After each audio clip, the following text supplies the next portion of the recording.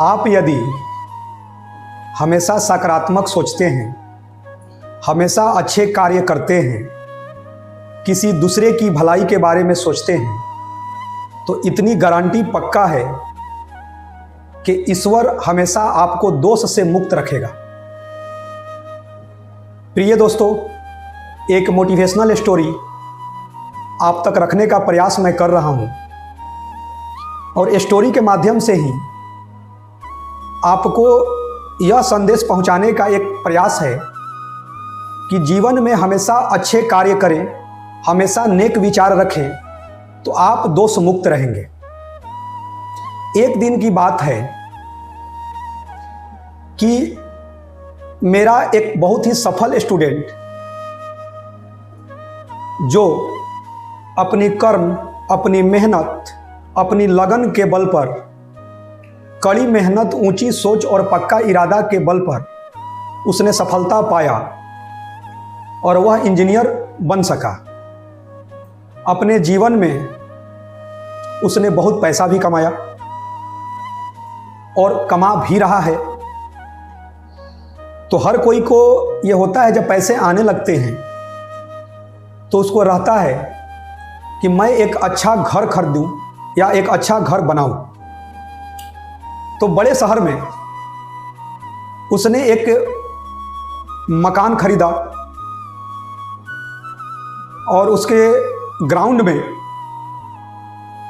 छोटा सा बागान भी था, मतलब अमरूद आम का पेड़ भी लगा हुआ था। बहुत ही खूबसूरत उसने एक ऐसा मकान उसने लिया था जहां पर एक खुशनुमा एक माहौल था। उसके बाद उसके घर वालों ने, उसके दोस्तों ने को इसने यह जानकारी दिया कि मैंने एक बहुत ही खूबसूरत मकान मैंने खरीदा है, जिसके अगल बगल में, उसके जस्ट पीछे में आम, अमरूद ये सब का पेड़ भी लगा हुआ है और बहुत ही खूबसूरत दृश्य है। उसके परिवार वाले, उसके दोस्तों ने एक सलाह दिया कि क्यों ना तुम वास्तु विशेषज्ञ से एक बार मकान को तुम दिखा ले रहे हो, और एक बार दिखा लोगे तो कम से कम यह जरूर होगा कि वह जगह जो है उसमें दोष है या नहीं है। यदि दोष है तो पूजा पाठ तुम ढंग से करा लो। उसका फोन आया मेरे पास। एक कहानी के रूप में मैं बातों को रख रहा हूं कि आप तक एक सही संदेश जाए, इसीलिए मैं इस स्टेटमेंट को आप तक रख रहा हूं। तो उसका मेरे पास फोन आया कि सर, कोई परिचित आपके पास, आपकी नज़र में वास्तु विशेषज्ञ है, जो वैसा ज्योतिष है जो आकर वास्तु विशेषज्ञ मेरे मकान को देखे और बताएं कि उसमें कुछ दोष है या नहीं। मैंने उसे बोला कि यदि तुम जीवन में नेक काम करते हो, अच्छे विचार रखते हो, अच्छी सोच रखते हो, किसी दूसरे की मदद करते हो, तो ईश्वर हमेशा तुम्हें दोष से मुक्त रखेंगे। कभी कभी लगेगा कि तुम्हें परेशानियां आएंगी, लेकिन वह परेशानियां तुम्हारे उज्जवल भविष्य के लिए ही तुम्हें वह परेशानी आएगा कि ताकि तुम मजबूत बन सको।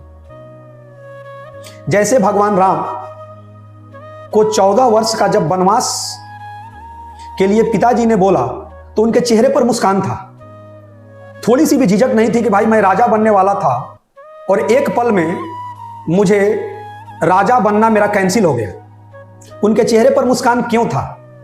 क्योंकि उनको था कि मैं जंगल में जाऊंगा, ऋषि मुनियों से मिलूंगा, बहुत सारी ज्ञान की अनुभूति होगी, बहुत सारी संघर्ष को नजदीक से देखने को, अनुभव करने को मिलेगा, और वह संघर्ष आपको इतना मजबूत बना देगा कि आपका धैर्य और आपका दृढ़ शक्ति काफी मजबूत होगा और कभी भी आप जीवन में हार नहीं मानिएगा। इसीलिए मर्यादा पुरुषोत्तम श्री राम, भगवान राम को कहा जाता है। चेहरे पर मुस्कान था उनका। तो मैंने उसको ये एग्जाम्पल भी दिया कि आप अच्छे सोचो, अच्छे विचार रखो, तो तुम दोष से मुक्त हो। लेकिन उसने बोला कि नहीं सर, हमें एक वास्तु विशेषज्ञ को मैं दिखाना चाहता हूं, मेरे घर वाले भी ये बोल रहे हैं। तो मैंने कहा कि ठीक है, तुम मेरे पास आओ और हम लोग साथ एक वास्तु विशेषज्ञ को लेकर चलेंगे और वहां पर हम लोग तुम्हारे मकान को दिखाएंगे। वो आया मेरे पास, 4 व्हीलर से हम लोग साथ जाने लगे। और वो बच्चा जो था, जीवन में हमेशा इतना संस्कार उसमें था कि वो रियल में नेक काम करता था।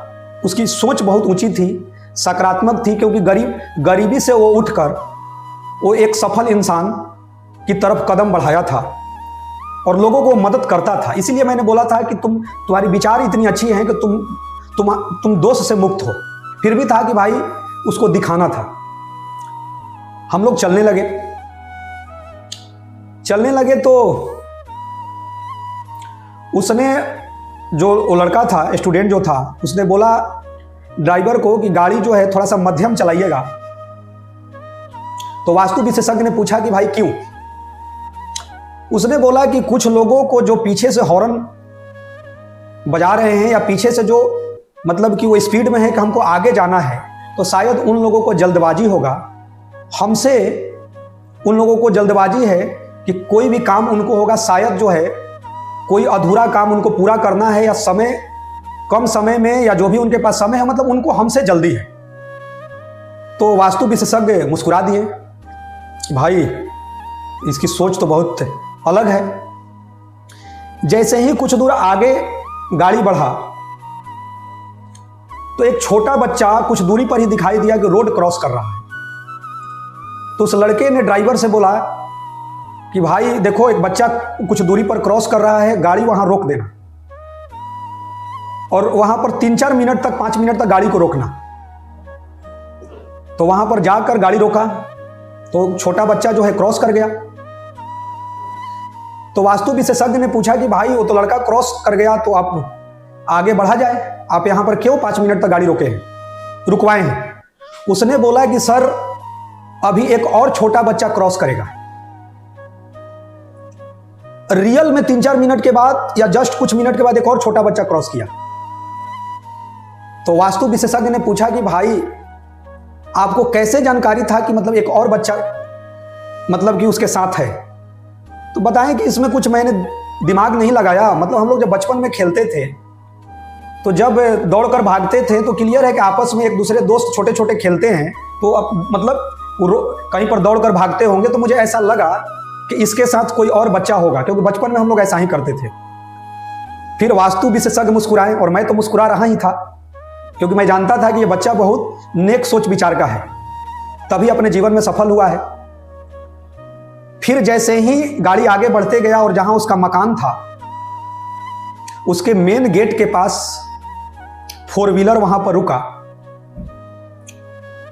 तो जैसे ही उसने देखा कि जो उसके मकान के जस्ट बगल में, जो उसी के कंपाउंड में, उसी के कैंपस में जो आम अमरूद का जो पेड़ था, तो उसी पेड़ के पीछे की साइड से ही बहुत सारी चिड़िया का झुंड उड़ते हुए निकल रहा था। तो इसने ड्राइवर को बोला कि भाई 10 मिनट तक गाड़ी यहीं रोक दीजिए। फिर वास्तु विशेषज्ञ ने पूछा कि भाई ये गेट के पास ही गाड़ी क्यों रोके हैं? वह स्टूडेंट बोला कि मैं इसलिए रोका हूं कि जो चिड़िया का झुंड गया है, तो मुझे ऐसा लग रहा है कि वहां पर छोटे छोटे बच्चे आम अमरूद के पेड़ पर पत्थर मारकर और फल खाने का प्रयास कर रहे हैं, और यदि हम लोग वहां जाएंगे तो बच्चे फल नहीं खा पाएंगे और वो हम लोगों को देखकर डर से भाग जाएंगे। उन लोगों को फल खा लेने दीजिए। ये झुंड में चिड़िया भागने का मतलब है कि पक्का ऐसा ही वहां पर बच्चे कुछ ना कुछ कर रहे हैं, फल खा रहे हैं, पत्थर मार रहे हैं। रियल में कुछ मिनटों के बाद मतलब बाहरी जो गेट के दरवाजे से बहुत सारे कुछ बच्चों का झुंड निकला। फिर वास्तु विशेषज्ञ मुस्कुराए और उन्होंने यह बोला कि मुझे आपकी मकान देखने की कोई जरूरत नहीं है, यहां पर कोई दोष नहीं है। तो उस बच्चे को अपने टीचर की बात याद आई कि टीचर भी तो यही बोल रहे थे कि भाई तुम्हारी विचार नेक है तो कोई तुम्हारे यहां कोई दोष है ही नहीं। उसने फिर भी पूछा वास्तु विशेषज्ञ से कि मेरा मकान तो आपने देखा ही नहीं, तो आप कैसे जान गए?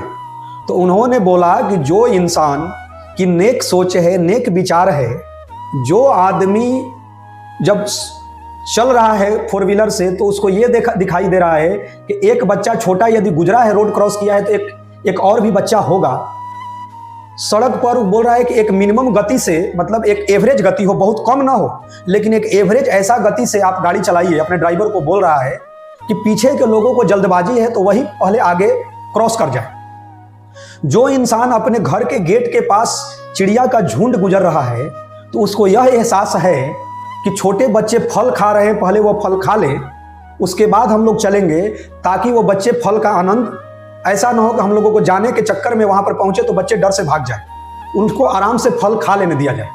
तो जिसकी सोच इतनी ऊंची हो, जिसके नेक विचार हों, उसका घर में, उसके जीवन में कभी दोष आ ही नहीं सकता है। ईश्वर हमेशा उसको दोष मुक्त रखेंगे।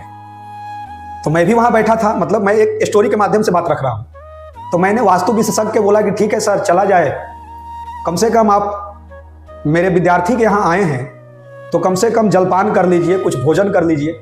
तो वास्तु विशेषज्ञ रेडी हुए, हम लोग अंदर, मकान के अंदर आए। बहुत ही सुनहरा उसने सुंदर घर बनाया था, घर को खरीदा था और उसको जो भी डेकोरेट कराया था, मतलब बहुत सुंदर हो चुका था। भोजन का आनंद लिए और मैं और वास्तु विशेषज्ञ फिर वापस लौट कर आ गए। और जब लौटते के क्रम में वहीं पर मैंने अपने स्टूडेंट से बोला, उस बच्चे से बोला कि वास्तु विशेषज्ञ ने वही बात बोला जो मैं तुम्हें कह रहा था, कि जीवन में तुम्हारी सोच ऊंची हो, नेक विचार हो, तुम किसी की मदद करते हो, तुम जीवन में हमेशा सकारात्मक सोचते हो, किसी के बारे में गलत विचार नहीं है, तुमसे किसी का नुकसान नहीं होता है, अपने इनकम के कुछ सोर्सों में भी तुम किसी की मदद करते हो और जीवन में तुम्हारी सोच ऊंची है। और एक चीज जरूर हमेशा ध्यान रखना चाहिए कि जिनकी सोच बेहतर हो उनको ईश्वर हमेशा मदद करते हैं और दोष से मुक्त रखते हैं।